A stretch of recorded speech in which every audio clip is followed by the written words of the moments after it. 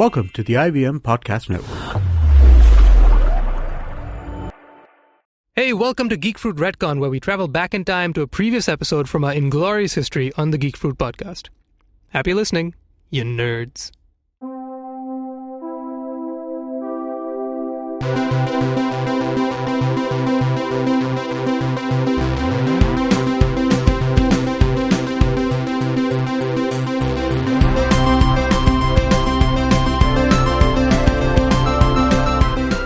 Ahoy, you nerds! Welcome to Geek Fruit. This is Jishnu. Hi. Okay, that's Tejas. And I'm Tejas. Did you have something else to say? Yeah, because you said, hi, I'm Jishnu. So I was like, hey, how's it going? Well, hello to you too. Yes, I'm happy to be here. I'm so happy for you. I can't remember. Was I in the last episode? I don't even know. I've been in and out of consciousness for the last few weeks, so I'm just a little lost. It happens. I'm very happy to be here today, specifically because it's one of the big movie releases this year, which we're going to be talking about in this episode, which is Marvel's Doctor Strange. Big movie, big cast, big Benedict. Big cast, but not a big cast. I was just looking at the cast list. It's a very small cast list. Yeah. As in, like, it's very centered around them. It's one of the smallest ensembles. Yeah. That's true. And two Benedicts in the movie. Yep. Benedict Wong and Wong. Is Benedict Wong BD Wong? From Jurassic Park? No. It's different, my God. right? No, of course not. Just checking. Jesus. No, that's because just racist. No, it's not. Okay, it's just Wong. judgmental. It's possible. That was 20 years ago. And like a year ago in Jurassic World. Oh, yeah, that's true. You got me. All right, cool. Fair enough. All right, so... And in Gotham. Oh my gosh. And last week, in Gotham. So true. All right, cool. All right, you got me there. All right, so we're going to be talking about Doctor Strange today. Dinkar's not with us today, but he's there in spirit and in astral projection form. And we're going to be talking about what's the future for the MCU, because there's a lot of new additions to it in terms of like MacGuffins, which is the objects that drive the story. Like you could say that the MacGuffin in the Marvel Universe is like the best use, like this is the ultimate version of it. Like George Lucas created it for like Indiana Jones, any object that pretty much drives the story. So this is the biggest one. Like the entire Marvel Cinematic Universe is driven by, so to speak, meaningless objects as of now. Pretty much. But every story pretty much is around that. I'm hard pressed to think of another franchise that survived 14 movies based off of just one isolated thing, which we know almost nothing about. Yeah, still. I mean, we just we know. I mean, we know because we know, but yeah. I mean, the layman viewer like has no clue. I mean, and it's also something. It's also something that I think they only came up with maybe after the success of Iron Man 2. They were just like, hey, maybe we should do something with this. Yeah, and so I think they needed one to kind of bring all the stories together. I don't know how the DC universe is going to be doing it.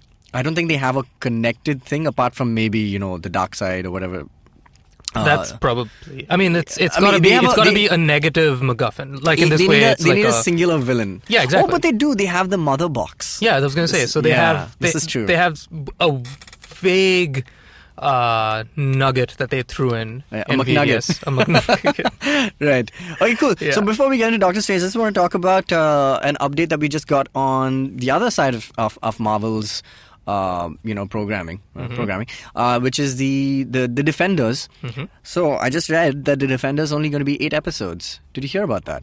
Fantastic. Isn't that great? That's amazing. That's great news. That's brilliant news. So, and I checked the comments, like immediately when they announced, guys, it's only 8 episodes because it's hard to bring this cast together. It's difficult. We can't afford it. We can't afford it. And there are only a certain number of hallway fights we can have in one season. Yeah. But I checked the comments, everyone's upset. It's like, no, how can you only give us 8 seasons? And these are the same people who are, who've been complaining that 13 is perhaps too long, which is including us. Yeah. So I think... And they're also not the guys that will have to watch these 8 episodes in one sitting. So, I mean, they'll do it, but they'll do it of their own accord. They won't be doing it because, like, they have a metaphorical gun to their head from IVM saying, please make sure you guys are on time with the release of your episodes. No, so that's interesting. 8 episodes. Do you think that the following series, which is The Punisher, which comes out, I think, next year they have 2 series out. Punisher's after Defenders? Yeah. Okay. So, because they're shooting it in that order. That's great. That's awesome. Iron Fist wrapped, like, a month ago. Defenders is in progress, and Punisher is also in progress. But I think they're only going to take it into the after that. No, that's great. That's great. So that's great. So I hope that's also a shorter series. I don't know. They haven't said anything. I really anything. hope so. I mean, it is only just a one-off, right? For now. I mean, they said all of these could have been one-offs, right? If it didn't do well, it would have... Because I love the idea of him cleaning up, or actually not doing the exact opposite, of seeing the destruction that the Defenders have caused and been like, you guys thought you could mess shit up, watch this. Yeah, or basically doing the stuff that the Defenders are also like against, like basically the dirty work. That would be cool. Basically being the Batman in the MCU. No, I mean... in the Batman in the MCU, the DCU's Batman in the MCU. True. Very true. Cool. Anyway. So that's the one bit of news that I saw, which was quite promising, because I think it'll be a much tighter story. There's plenty of characters. In fact, they've added so many cast members from the other shows. Karen Page is there. They have Tiffany, I want to say. Jessica's bestie. Tiffany? No, Tracy? No, Trish. Trish. Yeah. Got it. Yeah. I knew it started with TR. Yeah. So she's there. I think Foggy's... In more than just voice form. Yeah, in more than just voice form. Foggy's there, awesome. Of course, and Trinity. Trinity's there as Malcolm? well. No? Malcolm? Yeah, he is there. Awesome. He is there. Yeah. He's been added to the cast as well. So yeah, good cast, but too many people, so they're going to have to really make use of that story. I mean, at least they don't have the problem that Doctor Strange has, which is introducing these characters to get with, so to begin with. So it's going to be good. It's going to be very interesting. Really looking forward to it. Yeah. So I think we have some mail. I have a quick mail to read out from Soradeep Bagh. He says, "Hi guys, my name is Soradeep Bagh. It makes complete sense if you're Bengali, which I am, and I listen to your podcasts every week." 1 second, Jishnu. What? You're hardly Bengali. Enough. You couldn't say a name today which was a Bengali name, and I was looking to the two Bengalis who are part of Geek Fruit. The name was Oi Ndrala. All right. That's how you say the name. That wasn't it. Anyway, I was following you guys around at Comic-Con Mumbai on the first day. I managed to speak with Jishnu for a bit near the food area. Yes, he did. I am you're Jishnu? Guy from Comic-Con, and I wasn't disappointed with his appearance, but a Sith robe would certainly make things better. It always makes things better. I'm a big fan, and I hope I can write to you guys every week. Well, that's on you, and I hope so too. Yeah, it's a big commitment. I mean, the spot is open. Emil has gone rogue for the last 2 weeks. No, right? I think it's because we forgot to talk about his Luke Cage episode. I think we did. I mean, we might have hurt his feelings because we missed out 1 week. We've been speaking to him on Instagram, so he's good. He's good. Yeah. He's all right. Yeah, okay. Yeah. So, Soradeep, Shoradeep, I think that's how you say it. Hey. Please keep writing in, and just write in with your own opinions on the stuff that we review. It doesn't have to, be similar to us. You can just tell us some things that we missed, maybe any other Easter eggs. We'd love to know all about it. Especially since we do a 40 to 60 minute show, and there's still stuff we missed, if you can believe that. Yeah. Anyway, we're going to take a short break and come back, talk about Doctor Strange and the MCU. What's the best new restaurant in town? Which bar sucked? What's the worst new Hindi film? What's the most obscure thing to do on the weekend? And what's the most interesting new walking tour? If you want to know how to make the most of Bombay, listen to the Podcast by thedailypow.com. We are Pranati, Amit, and Purva. We're your guide to what to do, see, and eat in the city. You can find new episodes of the Podcast every Monday on the IVM Podcast app or any other podcasting app that you prefer, and on thedailypow.com. Ahoy, you nerds, we're back. Talking about Strange Things. Strange. Sure. Yeah. So, Doctor Strange, if you... And I'm assuming, it's so weird. This is something we are so familiar with. I literally grew up reading a lot of Doctor Strange comics. And... it's so strange when it comes in, it's finally fully realized, and I sit in the theater and I'm like, oh, I'm about to watch a Doctor Strange movie. I think that hit me multiple times while watching this. That, wow, we've come a super long way to see, even, so to speak, fringe characters like Doctor Strange. He was not the most, he was not the flagship character by any means. Yeah. But he was very much in the golden age of comics. It was created by Stan Lee and Steve Ditko, same guys who made Spider-Man, Fantastic Four, all the popular Marvel titles. But here's a character who kind of exists on the fringes. It has to do with the supernatural, so it wasn't always the most, exciting in terms of action-wise, but more psychological, surreal kind of stuff. So it's really, really exciting when they announced it, and even more exciting when they announced the cast, really super cast, and they've done, I think we can outright say they've all been excellent in the movie, including, standout from Tilda Swinton and Chiwetel Ejiofor. Seriously. Oh, so good, right? Seriously. I was so pleasantly surprised to see the way she was handling that character. I did not expect that wit and the charm and the humor. I was like, from you? Wow, she killed it. And so, like, just effortless, right? Like, just the expressions, the delivery. She was delivering it like, I know I'm in a Marvel movie. Yeah. I can get away with bloody murder. I have made bucks. Yeah, exactly. Like, watch me just enjoy myself. But she's an excellent actress, goes without saying. Sure. She's an Academy Award winner. Is she? Yeah. I'd believe it. Yeah. For I have no idea. Oh gosh, a movie with George Clooney in it, I'm sure. But yeah, and she's excellent. Chiwetel Ejiofor. I don't know what he's done with his accent, but it was so good. And it was really cool. I will say, while he was great, like no I doubt. loved him. Yeah. I've noticed that he always maintains this one raised eyebrow look where he's sort of like belittling you. He's like, really? Is that how you're going to see this? Is that the way you deliver that line? Watch me deliver this line. But, I mean, there was so much gravitas to that character, though. Oh, it's great. He was fantastic. And I just felt like he's sort of done a lot of the similar approaches to his characters throughout a lot of his work, which is, it is a problem, I think, but I didn't mind it at all with this iteration. I was like, you did a great job. I've just seen that move before from you, but I liked it. I mean, he did spend 12 years being a slave in the movie 12 Years a Slave. That's the one he was famous for, guys. Come on. Anyway. Eventually, when we get this podcast on video, you will understand why there are so many silences between everything we say. So, coming back, let's just preface the plot a little bit, if you can call it that. We have some issues with it. Let's just get that right out of the way. Okay. It's definitely not a perfect movie. Nope. In fact, today we were looking at a list that James Gunn kind of shared. It was not his own list, but it was a list ranking all the Marvel Cinematic Universe films. It was from Variety, I believe? Variety, yeah. And so it basically had Guardians at number 1, and then everything else, like and surprisingly Civil War somewhere towards the latter.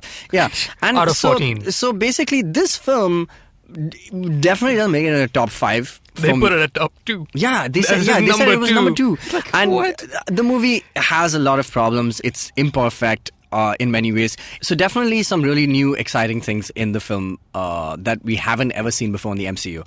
And that's where I think they are trying to balance this origin story act, right? I think they are like, we can't keep doing the I think they're also aware of the problem of the origin story. It's that you have to kind of get everybody with the character, get them feeling for the dude or the girl or whatever it is. But the problem is that they have now expedited that so much that it's too little. I felt it was too little. It was not, and even though it follows a similar path as, like, say, Batman Begins, in that, there's crisis, he has to go learn, his new, methods of dealing with life, things like that. It didn't have that weight. Like, we were just supposed to, it's like we're coming into the movie, everyone's expecting that you already know Benedict. Like, you know who the guy is. He's the sarcastic, cool, hyper-intelligent guy. And I think they're just assuming that everybody comes into this movie thinking that he's that, and they literally do the exposition of that in one scene where he removes a bullet as he's a surgeon. Yeah. So the story of Doctor Strange, do you want to just preface it? Just for everybody? He's a brilliant surgeon with a big chip on his shoulder because he knows how good he is. His ego is his biggest weakness. That is referenced a lot of times. Yeah. By everybody, pretty much. Especially the Ancient One. And that's his biggest hindrance to becoming the Sorcerer Supreme. So he gets into a car accident very randomly, just out of the blue. Yeah. And his hands get all messed up. He has a tremor in his hand that he can't fix. It's like irreversible nerve damage, or so they think. So he finally goes to Nepal. When, again, equally random, he finds Benjamin Bratt, who was a guy that he got wind of as somebody that miraculously got saved from being paralyzed. And he finds him at like a basketball court playing basketball, and he's like, "Hey, how do you fix yourself?" He's like, "Go to this place in Nepal. Bye." He's like, "Okay, cool. I guess I'll go." Yeah, he gives him the name of that was it. He's just like, "Yeah, what's the name of the place? Kathmandu." No, it was something else inside of Kathmandu. Kamartaj. Yeah. So, which just sounds like back Taj.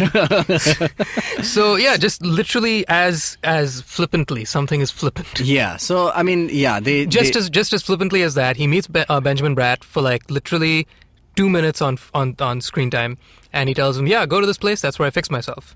And at a drop of a hat, he spends all his money and goes to Kathmandu. And the most hilarious thing is he literally just asks random strangers as he's walking on the road, Kamartash? Kamartash? Kamartash? Kamartash? Yeah. And then one of them happens to be Chiwetel's character of Mordo. Yeah, And- Baron Mordo. But there's no Baron in this. Yeah. Everyone's on first name basis. Pretty much, which or is nice. single name They're basis. very friendly that way. Yeah. So he meets Mordo. Mordo takes him to meet the Ancient One, meets the Ancient One, and within what is literally a second, which he feels is like an eternity, because he gets taken to this like head spin of Alice in Wonderland, on Alice in Wonderland on acid. Yeah. Like acid is one thing. This is Okay. acid on acid. Yeah. Like, do you want to talk about that? That was the big. That was a big visual effect. Reveal of the visual effects. Oh, basically, I think, so why that... So just to finish the preface, he meets the Ancient One, he acquires his powers, and then he realizes that there was a student who went rogue and now is trying to take over the world, so to speak, or get rid of the world, actually, in this case. So that's pretty much the story of Doctor Strange. Just to get into it, now, because we said it's an origin story, there's a lot of problems in this exposition. It's too short, it's really quick, you have very little time to spend with the characters, and because the dialogue delivery is like sharp as hell and it's really fast paced, if you miss something, you're missing like a crucial section of maybe exposition that will probably serve you towards the end. Yeah. So that was some of the problems that we had. You have your regular Rocky montage where he becomes Sorcerer Supreme. He's given a number of challenges, etc. But very Kung Fu Panda. Yeah, very Kung Fu Panda. And but I think, obviously the highlight and all of it, and this is where that visual effect was, that sequence was just fantastic, is that, one of the lines in the movie is "Forget everything you think you know," which we've heard. There's many science fiction things like the Matrix was something that I was reminded of, obviously. But forget everything you think you know. But I think it's just very telling of just the Marvel Cinematic Universe. Like they're trying to tell you that this is something you've never seen before in our movies, and in that split second. It's not, obviously it's Doctor Strange, but like the audience was like, we're taken onto this really psychedelic magical mystery tour sequence, which is fantastic on IMAX, and it's never been seen before. And literally, even though we've seen a bit of it in the trailers, it doesn't do any of it justice, because when you see it, it's incredible. They saved the best parts. Yeah, it was really good, and for that reason alone, obviously it's worth watching. And man, and I just think that the moment we saw that, we were like, whoa, we have not seen this before in the MCU. So that forget everything you think you know kind of works really well there. Love how they handled Ancient One. So we spoke about that. Great. She was excellent. So she's basically the Shifu of this. Yeah. And she's excellent, man. She's just like, and she's Celtic. They made her female in this, and just excellent performance. So while the Ancient One was really compelling, the cards were in her favor because that kind of a character is built to be enigmatic, and you're not supposed to know a lot. And it's just the bravado and the charisma of the performance that lets you sort of put aside your questions and what you would normally be like, well, is that all you're going to go on? Yeah. And that kind of a character works that way because it's just written as such. Now, however, the way that they set up in like the 15 minutes that the movie ran before he meets the Ancient One, in those 15 minutes, we get a taste of his character. And he's an arrogant prick sometimes. He's got a smart wit. He's had a love affair. Yeah. So, past. he's got a lot of similar traits to Tony Stark in a lot of ways, in that he's super smart. He's got every great male, facial hair. Marvel character, pretty much, now. Right? Yeah. So he's really smart. He's very sharp-witted. He's got great facial hair. He does. He's got a good groomer. Yeah, so, this is true. What I'm getting at is that when he meets the Ancient One, obviously, initially, it's with a lot of skepticism because there's a great bit of banter between the two of them, in which she shows him a book full of things like yoga and acupuncture and things like that people have been aware of for years. But him being a man of science, he's like, I've seen this in a gift shop. Like, what the hell? I came all the way here for this.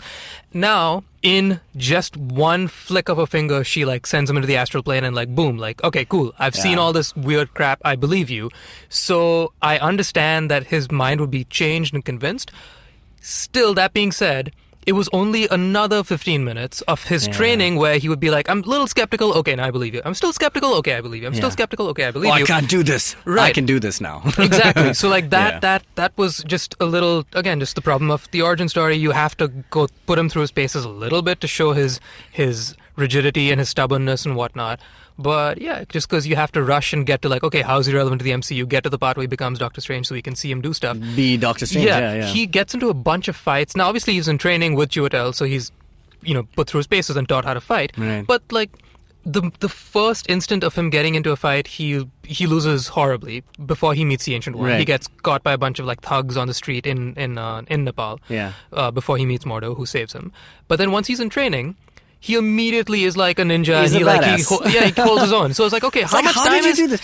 A lot of time passes within like seconds in this movie. Like they skip months. Yeah. A lot. No, a lot. I believe it's been years since Yeah. when he finally comes back to New York. Right. It's been at least like a couple of years, I'm assuming. Now, that being said, there's a very early shot of New York City where I think in like the first 5 minutes, they show a shot of the Avengers Tower in a big wide shot of the city. Yeah. So Avengers Tower exists, which means This is it's post Avengers 1 at Yeah. least, right? Yeah. So at no point do they say when it's set. We always assume that these movies are set concurrently. continuity. Yeah, right? yeah. So if that's the case, then how much time has passed? Because I don't, it doesn't quite make sense. Yeah, this is true.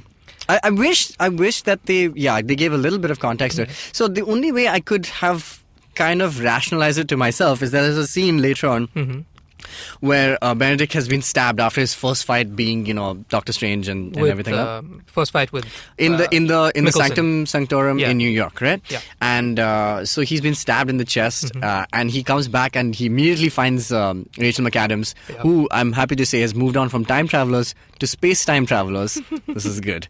But yeah. So he meets her. She's also a doctor in this hospital which he works, and he asks him to. He in his dying moments almost, he kind of asks her to kind of help him. Yeah. And at which point, to aid her, he projects himself into the astral plane and suggests things. So this was a bit ridiculous This was because way too her over the top. reaction is like, okay, cool, you're a guy.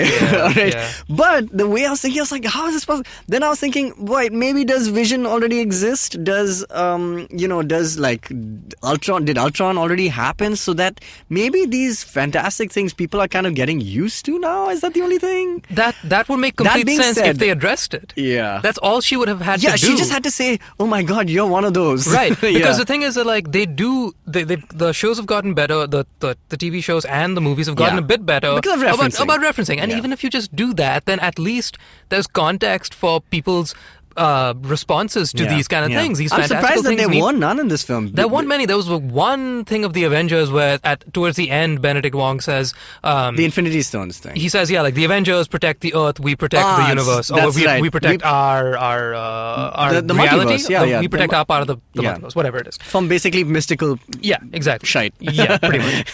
Yeah, the Avengers protect the physical world, we protect the mystical. Yeah. Which is cool. Which is great. That makes complete that was sense. such a great, that was perfect. piece of Okay. exposition, yeah. I just want to jump all the way to the end because this is totally relevant to what we're talking about right now. Right. To the post-credit scene.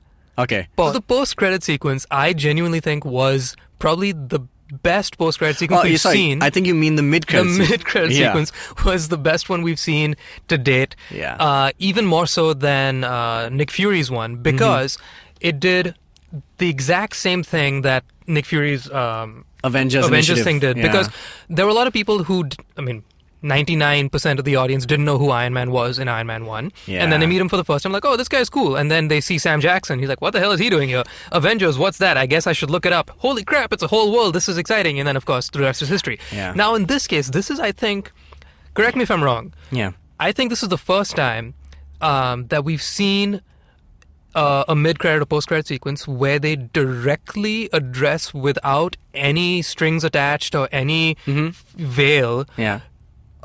addressing the continuity of what's about to happen next and the fact that Yeah. this other movie is in production. We know that you guys know about this. We know that you've been wondering what's been going on with this other guy. Where's he been? What's going on? And when will they meet? How will they meet? Da, da, da. I think They it's the basically first one. they killed all the birds in this Yeah. one stone, Yeah. essentially. It's the first one that's, in a while that's got me really excited. Yeah. For the next one. Because they've a lot never of them been, never been so direct. Yeah, a lot of them have been humorous, like, the Yeah. shawarma thing Yeah. or the Robert Downey Jr. and Hulk one. Yeah. But, this one actually, This is it's satisfying. adding to the story. This genuinely, Yeah. this gave you closure. Yeah, This that's was good. like, this is good. Should we just talk about it? So it's basically it's basically a conversation between Thor, who's on Earth. And he's at the Sanctum Sanctorum, and he's talking to Doctor Strange, and he's basically filling him in on all the things that have happened in basically referencing the events of the Dark World, where basically Loki was impersonating as Odin, and they've lost Odin, so to speak. So that's the plot. Yeah. And this kind of ties up with some of the photographs that we've seen that Odin is on Earth. He's a hobo, basically. Right. Yeah. So I mean, but so here's the thing. So let's say if you hadn't seen the trailers, right? Which is, I don't think anybody that watches this movie has. There's no Thor trailer out. Or rather, if you haven't like seen the leaked photos or whatever, anything like that. Last time we saw Loki / Odin. Yeah. Thor did not know that. Yeah, he didn't know. So right? So this jumped ahead. Confirms the fact that we were told about this without it actually being and the only shown time on this screen. happened previously was when Falcon and Captain America had Bucky in their vice. Yeah. So that was the only time. So which was interesting also. But I think this one has been I think also just because there's so much excitement. There's so much writing on this. On Ragnarok, And also because Doctor Strange has jumped because he can. 3 times. So he just jumped like what normally would have taken a character had he been introduced for the first time, would have taken a character at least a movie or two to get to a point where he meets another Avenger and addresses Avengers business. It's time, he just man. did They're it like boom. They have I'm to here, I put the cape on, I'm Doctor Strange, let's do this. But they don't even say that he's also supreme at the end of the film. Like he's yet to become that. Which is great. Which is interesting. But he seems to be he's the master of the New York branch of the Sanctum Sanctorum. That was so funny though. It's like, hey, do you think there's a Zomato for like the multiverse? It's like 3 Sanctum Sanctorums. Which ones are there? I thought they were going to use like different names, like interesting names. Yeah. This is the Sanctum Sanctorum. This is the something something. It's like, no, we've got New York, London, and Hong Kong. It's like you made a great point. Southern Hemisphere is screwed. There's nobody in Australia. The Southern Hemisphere. That was terrible. I guess Chris Hemsworth is there. But anyway, so I mean that was really funny, and I think a lot of these human references, like the Shambhala thing, which is the joke in the trailer also, which is like, what is this? Is this my mantra? And he's like, no, this is the Wi-Fi password. We're not savages. Which is cool. I like that they've contemporized it because the comics didn't do that a lot. And the other thing I really like about Doctor Strange in this universe is just that in the comics, he's pretty much like how Iron Man was, which is that he's stoic and he's a serious man. And the other thing is that he does not get involved with the Avengers or with anybody's work. Like he's only there for like his own stories, battling the mystical, the dark mystical powers or whatever it is, and also aiding, these guys in like Avengers or singular superheroes in existential crisis, or if they have a mystical problem. But he doesn't get involved. It's because he knows that there is whatever you guys are doing is immaterial. Literally, it's meaningless, and they've kind of referenced that in this. And the moment you see what he has to deal with, like in the fact that he's going into the multiverse, which is the introduction of that, is probably the most exciting thing from this movie. Is that this universe is just one of countless, which we always knew. But as Dinkar said in his article, which we'll just get to in a bit, he said that it's not even where the Guardians can go, or like we've seen a bit of the Guardians, cosmic side, and we've seen a bit of Thor. But this doesn't even compare to that. This is absolutely different. And I love it as much.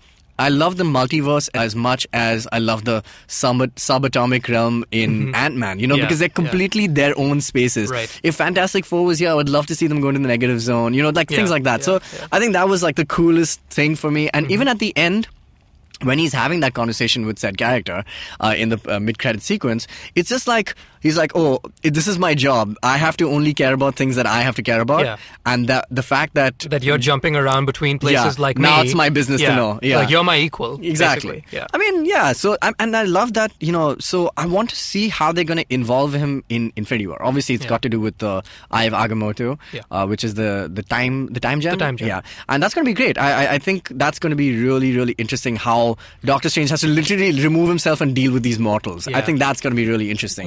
What I'm most excited for now, because of the whole visual spectacle, and especially the final battle in Hong Kong and the way they handle that. I think at one point you blurted out like, how the hell do you shoot this? And I was like, I don't know. Yeah, so it was insane. What I'm so looking forward to is it's bound to happen. I mean, you're gonna get your next Avengers assemble shot, your circular pan shot. That's gonna be beautiful. But then after that circular pan shot happens, the only way they can handle it, and especially if it's the Russo brothers again, they did it beautifully. It is the Russo brothers, yeah. So they did it beautifully with Civil War, with the airplane fight, or with the airport fight, in that they segmented the fight. So they gave each pair, each couple their own time. Said, okay, we'll see what you guys do. We'll see what you guys do. Okay, now who has something that we can really play with, and that's when they bring in Giant Man, right? So because interconnect like some of the fights, exactly. So I put my money on it is going to happen. Is you're going to see segmentation of fight sequences in terms of style of fighting. So that'll be cool. So basically, the minute Doctor Strange comes in is going to essentially be a variant on the Giant Man thing. Yeah. Like, nobody else has experienced that. Yeah, he's like, hey guys, it's me.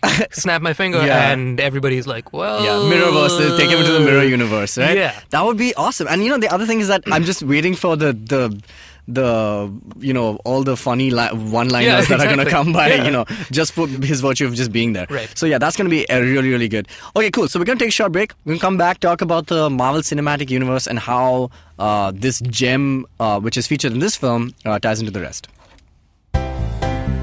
Hello there, my name is Naveen Narona, and as a gay person in India, I get asked a lot of stupid questions. Beta, is it LGBT or eligibility? How do two men procreate? Bro, is Grindr better than Tinder or what? We answer all these questions and much more on my podcast, Keeping It Queer, where I talk to individuals from the LGBT community in India and learn about their personal stories. Catch all the episodes on the IVM podcast app or any other podcasting app you like. Till then, keep it queer. Cool, we're back. We're talking about Doctor Strange. So Dinkar was supposed to be here on the show today, but he is not. He did write the review for our website, which is up there. You guys can check it out. So I just want to talk about a few points that he raised, which is quite interesting, and I can understand why. He says, as we did, Tilda Swinton absolutely kills it as the Ancient One. Somehow infusing the cliched wise Eastern spiritual guru character with the freshness and humor that brings it to life. The interactions between the two of them, the film's highlights, the sequence where she opens his mind to the possibilities of magic, and a conversation they have in the astral forms on a hotel balcony. Now, this is a bit of a spoiler. Well, we've spoiled a lot of it any which way. You're okay with... Okay. So this is... all right. So this is a bit of a spoiler, but the Ancient One has a tragic fall after having at the hands of... Caecilius, which is played by Mads Mikkelsen, who we'll talk about in a second. So basically, while she's in the hospital, she kind of projects herself into the astral plane, which I love. The astral plane is something that I've always wanted to see in film, and they've done it. I mean, apart from the X-Men, which Professor Xavier also is really good at. But so they've done it in this, and so... Obviously, Doctor Strange kind of also projects himself, and they have this conversation which is frozen in time, and it's beautiful for the simple reason that they had one of my favorite moments in these movies. I mean, obviously, the ego, like we were speaking about, drives all these characters. Like everyone's gone, like every single of these one of these characters thinks egomaniac. Yeah, they're all egomaniacs, and this is like the first time in the movie she's like, you've forgotten the one thing, you've not learned the one thing that I've been trying to teach you. I've been trying to tell you all this time. And he's like, what is that? And he's like, it's not about you. I love that. That was really touching. It was really poignant. And it was so unique in all these films. Yeah. Finally, somebody telling a titular character saying that this movie is called Doctor Strange, but like there's so much in this universe, in this multiverse, that you are, as you said, you're insignificant. You're just meaningless in this, and it's not about you. It's about what you can give and what you can hope to accomplish with the the gifts that you're given. So I think that was absolutely special. I thought that was a really good moment. Obviously done well by Tilda Swinton. So that was really. It was good. in a way one of the best cinematic executions of the companion dying in my arms. Almost like we've seen so many times where like a guy is like holding his best friend with like blood all over him. Just like, tell my wife. Just tell my wife I'm sorry, I'm forgetting Valentine's Day. And then he just dies. And it was like this is good because this makes complete sense all the way around. And amazing. Go you. Yeah, like, just unique. It was just unique in how they've done. They use the astral projection really well. Anyway, so Dinkar goes on to say, he's like, they've done a solid job with Caecilius, as in like he really likes Mads Mikkelsen. Obviously, we love Mads Mikkelsen, especially his Hannibal job right in the beginning of the film where he cuts off somebody's head. But he's like, his goals are a bit vague. And that's obviously owing to the sheer amount of stuff this movie has to explain. And he goes on to say, astral projections, the dark dimension, the mirror dimension, the eye of Agamotto, the cloak of levitation, Dormammu, sling rings, the sanctums, and a ton of other shit. Which is so true. There's a lot of stuff. It's packed full of like information that we're just, getting introduced to. So he's like, he can't help but gloss over some points. Man. So he says Stephen Strange's sorcerer skills multiply exponentially from scene to scene. Absolutely. And this is a good point. And he's like, though we know he's a genius and seems destined for it, his rise doesn't feel earned enough. And it's a very valid point. Like throughout the film, they've kind of said, he's basically supposed to be Neo of the mystical world. But they don't get into that a lot. What was it that kind of made him unique? They didn't get into that. Maybe we'll see it in the future. And I hope they do, because you have to make sure he earns the character's powers. He is the Sorcerer Supreme, and it didn't feel like that in this movie at all. So that's definitely a good point. I'll tell you one thing that I thought was a missed opportunity, which they might be able to touch on later. I highly doubt it, because it'll be so far gone at this point. But in Winter Soldier, when Cap and Black Widow and Falcon, when Falcon becomes Falcon for the first time, when they take that guy, I forget what's Hernandez? his name. Is that his name? Something. The bald guy. Yeah. They take him up on the roof and they threaten his life. Before they throw him off the building, they pull him back on, then he just starts rambling about what all the secret plans are. He mentions Stephen Strange. And I was like, great. I want to know why Hydra knew about Stephen Strange. So this could well be in the past, this movie set, as in like it's set parallel to the timeline. That's something that really should be made clear, because like we said, no other movie has been set in the past without us being told about it explicitly, that this is a flashback. So I think, I don't know if I've read this somewhere, or maybe I'm just, thinking that this is possible. But in the time that why he's probably missed out on Sokovia and all that stuff is that was the time he spent in Nepal. So he was just there while all this stuff was going down. And the other thing is that all these events happen in the like different dimensions. Like nobody even knows this has occurred. Like everybody sees the Battle of New York because it's a real physical thing. This is a battle that literally doesn't exist in our realm. So, absolutely. Yeah, so that's awesome. I think that's really cool. That's convenient but I mean, the whole time it was very much in not even the back of my mind; it was in the front of my mind. I was like, you guys have introduced this guy 5 years ago. You dropped his name. In Winter Soldier. Winter Soldier, in a very like pivotal scene where the guy like tells you all of like Hydra's secrets and who they've been watching. It's like, well, great. Tell me why the hell I should care about this guy, or why Hydra more importantly cares about this guy. And the simple answer could be because he's like a brilliant neuroscience. That's true. What's the word? A neurosurgeon. So I think it's also because the machine what it was. Also, it marks the potential of what this person could do. And as a good, citizen with skills and intelligence, they probably marked him as something that could, but not maybe knowing that he was going to be. But then again, also similarly, but good algorithm, by the way. But at the very beginning, again, I was expecting a bit more. I would expect them to flesh out his bravado and his success at the end, right? No, at the beginning of it. I was expecting to see the playboy, look at me and my wealth and my riches and like how amazing I am.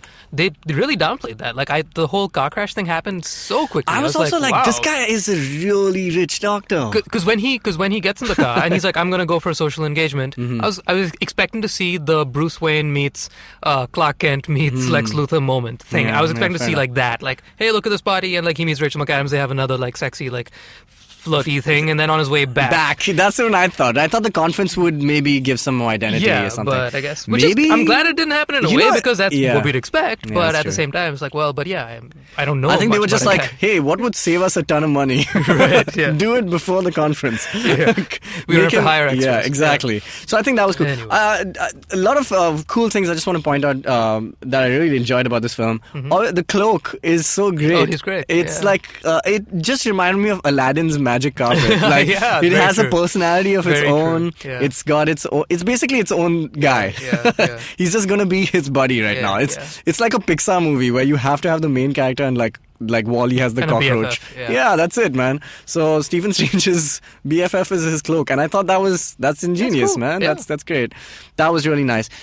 let's come to the big bad of this. Okay, so we've spoken about Mads Mikkelsen. I think he was good for what he could have. Yeah. But you know what? So he was supposed to play Malekith in Thor: The Dark World, which then went to Christopher Eccleston. But I don't see how much of a difference it would have made for him to be they're both interchangeable villains, in that sense. And he's to Dinkar's point in that his ambitions and his goals were kind of vague.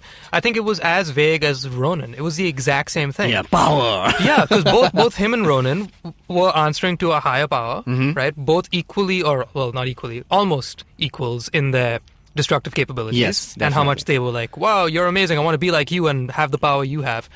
And so that he just kind of blindly went into it, and that was about it. And they both did the exact same thing. They went back, they betrayed somebody. Yeah, rogue. They went rogue. They just went rogue, and so it's like, well, cool. And now Mordo's kind of he was supposed to be a villain. Mordo's a villain in the comics, but I think they wanted to make that Green Lantern Sinestro kind of relationship. I'm guessing that if he goes about killing a bunch of sorcerers on his way, then in the next movie or whenever the hell we see him again,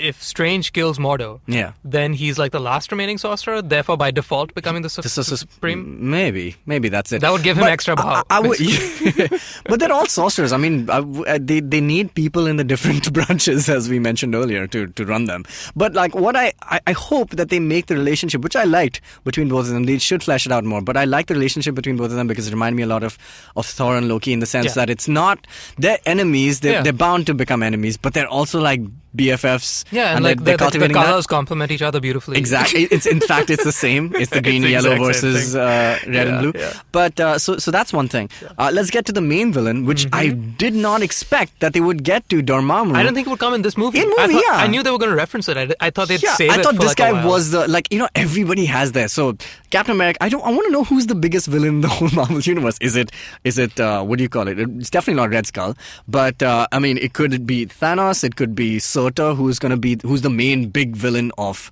Thor, which is obviously going to be in Ragnarok. I don't know what you mean by the big villain. I mean, Thanos is the big villain. No, I mean like all these guys individually, right? Sure. The individual movie franchises, they all have to have their major villain. And even in the comics, they're big villains. Like Spider-Man's is Green Goblin, who enters. Like Thanos is the Avengers one, but so he's there. But Thor has his major villain, which is Surtur. And Surtur is like this huge demonic thing, which is obviously going to appear in Ragnarok. And similarly, Doctor Strange has Dormammu. Dormammu has always been his biggest foe. Yeah. And now there's also Thanos. I mean, so I don't know who's got the maximum power. I assume it's going to be Thanos because he has the Infinity Gauntlet. If I follow you, see, I think what you're referring to is like what we've talked about many times before with the Batman-Joker relationship. Exactly. They're not going to introduce Joker immediately. He's the main villain. Right. But see, the thing about the Batman-Joker relationship is that they're never meant to settle. Yeah. These movies aren't, at the moment, at least, they're not geared to that. Their engine it's a different game altogether. Yeah. And so, like, even the same way the current DCU is working is a different game. They might introduce the Joker in the DCU, but I don't think... No, they have. I mean... yes, we have. As in, like, I choose to forget the Suicide Squad when I say DCU. I mean, they haven't done it like. But yeah, they're not treating the Joker at the moment in that vein. If they do, that'll be cool. But I mean, they're not setting it up as such. So I don't think you're gonna get that. Yeah. I think that they're not. Then they're gonna intentionally stay away from like creating a one versus one thing. No, I mean, so they've got Dormammu in this, and it's like also the Fantastic Four versus Galactus. Galactus is the main villain of the Fantastic Four, but they're not going to fight him first. Like they're going to fight Doctor Doom, who's also a pretty big villain, and then get to Galactus. But, I mean, Dormammu seems done. He made him his bitch in like a minute, in like a second. I was like, that was it. I was like, okay. So Dormammu is a huge thing in the comics, which is why I was very surprised that they introduced him. And as per usual, when they don't know what to do with a celestial being like Galactus, they make him a cloudy with a chance of meatballs, And it's weird, but so he was there. I was like, okay, this is Dormammu. I don't even know what Dormammu's final form is. It's like there's no real thing. Yeah. So that was interesting to see him there. And obviously, without giving away that much, but there's a cool use of time, because the Eye of Agamotto has the time gem in it, and he basically uses it to kind of make Dormammu his bitch, right? Yeah. So that it was a cool sequence, I gotta say. It was not time travel, but it was like a cool use of the loop function. It was really nice, and just so I was just really interested in seeing how that happened so quickly. Wait, yeah, I just realized. Yeah, Doctor Strange. Yeah. Beat Dormammu by basically doing what Miss Peregrine does for a living. Yeah. Miss Peregrine could kick Dormammu's ass. Basically, with the same Doctor trick. Strange annoyed him into winning. Yeah. Exactly. Just like, stop hitting yourself. Stop hitting yourself. Okay, fine, I'll stop hitting myself. Yeah, it's really the stop hitting yourself off. Eva Green. Yeah. Well done. You are as strong as the Sorcerer But Supreme. no, she got hurt in the arm of that, like in the arm in that movie. Anyway, if you guys want to know what we're talking about, go listen to our Miss Peregrine episode, or don't. But yeah, coming back to this, so. Didn't expect that Dormammu ending to happen so quickly. I hope he returns in a more functional form and fashion, because he has to pose a real threat to them, because he is in the dark dimension, and if we're to assume that Doctor Strange knows things that nobody, and experiences things that nobody ever will, regular, even the superheroes don't experience what Doctor Strange does, then we have to know that this is beyond like our imagination, which is what they were trying to create with this movie. So just to skim over the rest of the points, action set pieces were really interesting. They were really well done, very Inception-y, as we predicted it would be, but like to another level. I don't know how they do the previews of that. Like, what are they smoking? Which is, by the way, a great idea. Before going, I would highly recommend it. I would highly recommend. So that's one thing. My final thought on this film, though, is, and tell me if you feel the same way, is that these Marvel films, now to do the origins of all these characters, they're doing it in two ways. One is they introduce them in another film, which is like how Black Panther came out, and which is good. Which is great. But, I mean, we don't get his full story. We don't get a Batman Begins-ish version of it. So that kind of sucks. But the problem with this is that they're relying too much on the genre to make it different from everything else. So if Ant-Man and Doctor Strange had fairly similar powers, I don't know, I'm saying just generally, they would be the same movie. It's exactly the same movie. Yes. But because Ant-Man can shrink, that's the unique thing of the movie, and that's it. And they're relying on that, on the ability to change the look of the movie. Yeah. That's it. Otherwise, it's the same story. It's snarky character meets person who will, humble him, meets, realizes his, goal. And which is the story of every hero, I get it. Yeah. But the Marvel formula for me is getting old.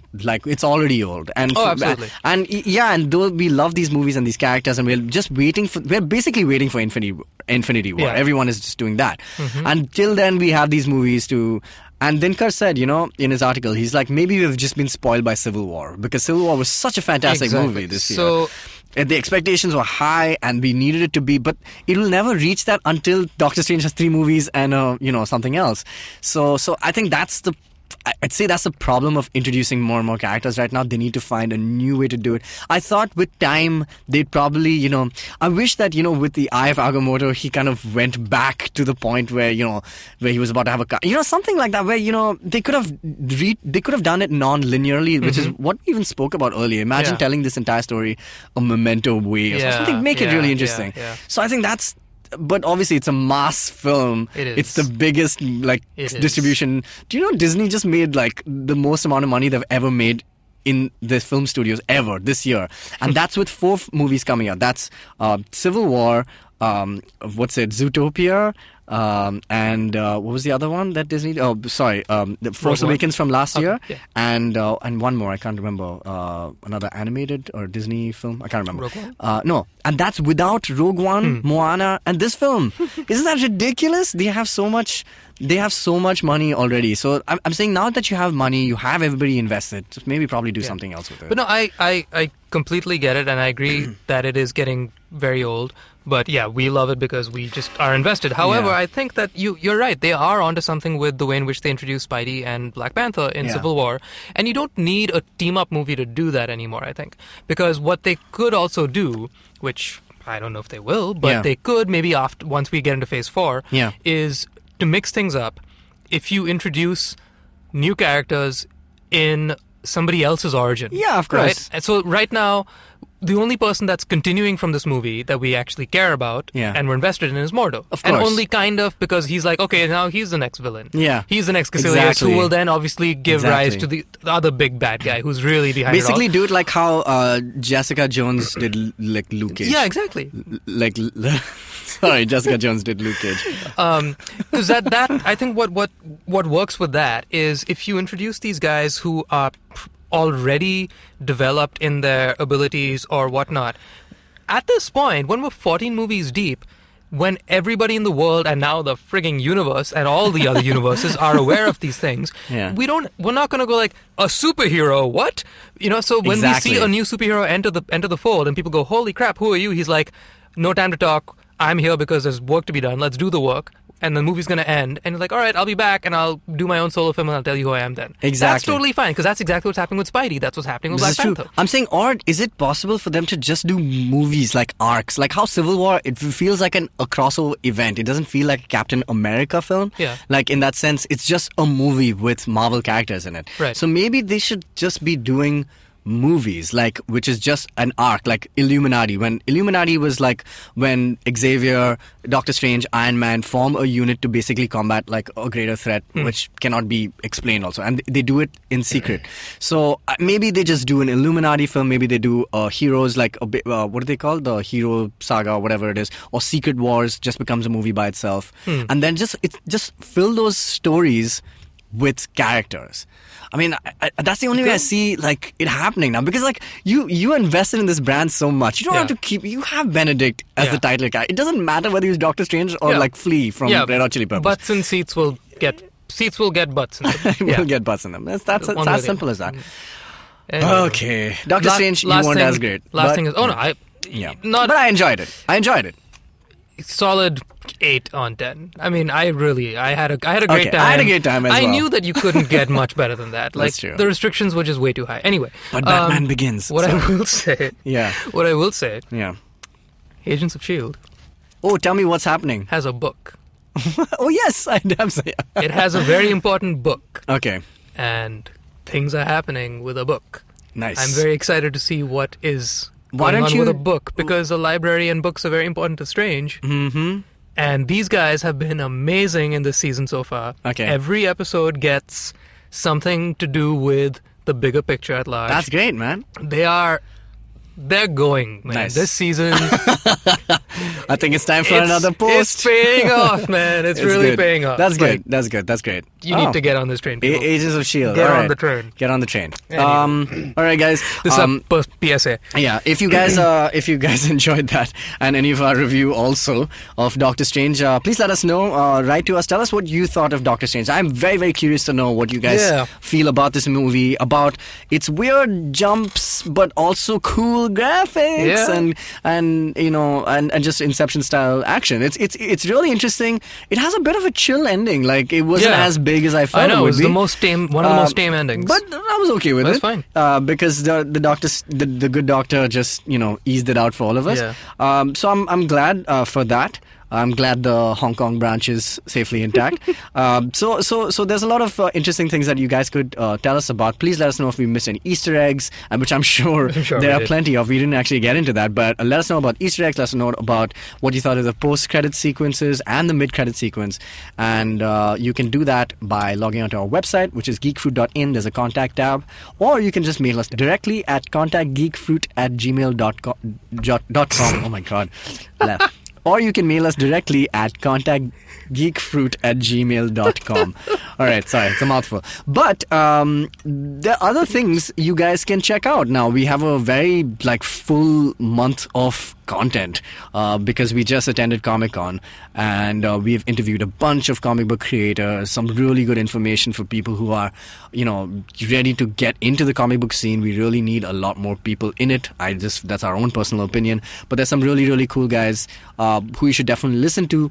Dinkar's got a hilarious video which was out last week on cosplayers. I did a remote segment on just about Comic-Con, and Jishnu's been interviewing all these guys. So there's a lot of that online on our website. Lots of reviews, lots of editorials. So just comment, like, share, tell us what you think, and that's that. Find us on social media, I suppose. Where can they find us on social media? Geek Fruit HQ.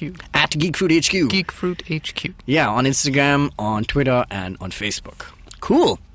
All right. So that's our show. Yeah, man. Take it easy, you nerds. What he said.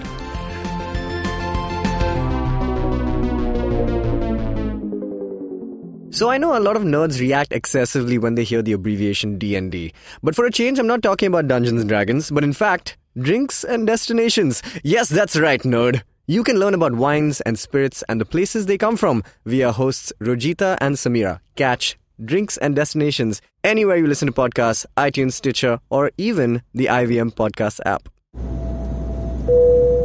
Good evening, ladies and gentlemen. This is your captain speaking. Sorry to say, but there's been a slight delay due to the apocalypse having suddenly begun. As you can see, there's death, destruction, and chaos taking place all around us.